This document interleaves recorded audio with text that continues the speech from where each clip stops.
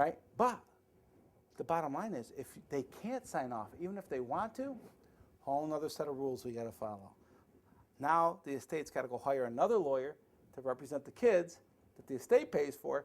Then that lawyer's job is to make sure that this lawyer is doing what he's supposed to and that everything gets to the kids in a way. And when do the kids get it? On their 18th birthday. This is a grand plan, isn't it? So again, this is what occurs. Delay. Who's in control during all this time? People come into my office all the time. What do I got to sign this for? What do I got to do this for? It's my money. I know you think that. But see, legally it doesn't work that way. So the probate process is a way to make sure that whatever you have gets accumulated, all your debts are paid, and then whatever is left gets to the people that are named in your will. So the control's with the court, not the family. It's all public. So we go online now, see how much money you died with, how much the painting over the sofa was worth, and who's getting it. We can find out how much you had in your IRA. Everything's part of the public record of identifying how much money you had and who's getting it. Now, some people care, some people don't. And then the cost. AARP did a study. Typical post-death cost, 5 to 7% in New York. So again, as you look at those things, those are some of the downsides to probate.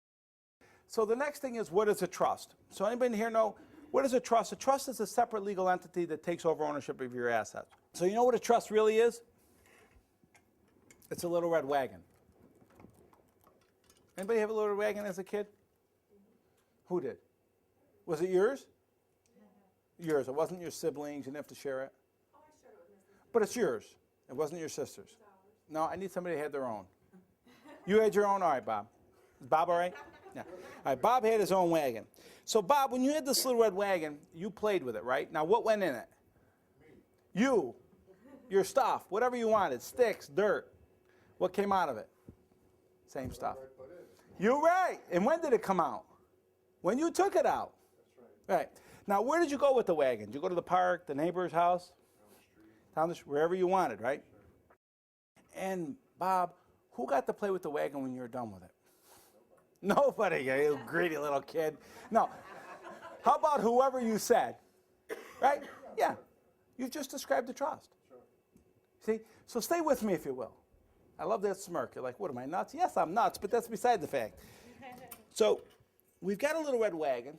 Imagine that everything you own is a box. Your house is a box, your broker is a box, your bank account is a box. And you own all these boxes in your name. Now what happens is, you own them in your name, you got to think of that you're going through life and you're carrying these boxes, right? So I'm going to just do this, kind of to simulate that I'm carrying the boxes. Now I'm carrying the boxes as I carry on with life. Now I die or become disabled. What happens to the boxes? They fall to the ground. Now how do we pick those boxes up? There's only two ways those boxes can be picked up. The first way is your power of attorney. That's the person you appointed. He could pick the boxes up, but he can only pick them up what? If I'm still alive. If I'm not alive when I hit the ground, I'm dead. Now who picks them up? My executor. And when can my executor pick them up? After the court appoints him, after we go through all that stuff. Okay?